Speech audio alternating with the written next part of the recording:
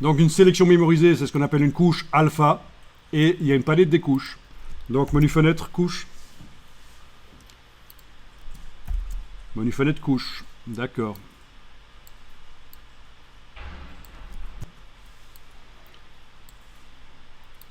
Vous savez comment on traduit le mot couche en anglais?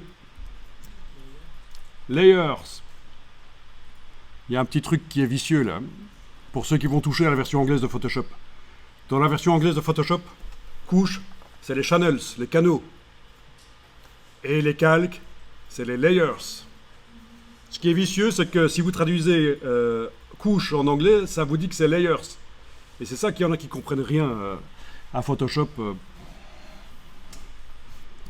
Quand ils ont des tutos, on leur parle des layers, ils traduisent par couche, ils vont la palette des couches, mais en fait non, c'était la palette des calques. Voilà. Alors la palette des couches, qui contient les couches constitutives de l'image, les couches RVB, elle contient maintenant également la couche alpha. Vous allez cliquer sur l'œil en face de la couche alpha pour l'afficher par transparence par-dessus l'image.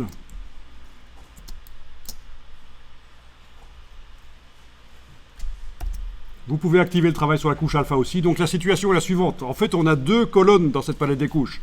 On a une colonne pour gérer l'affichage des choses. Tout est affiché.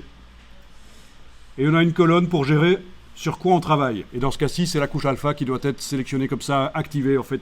En surbrillance, on dit. Elle est sélectionnée. On n'a plus besoin de la sélection active sur elle-même.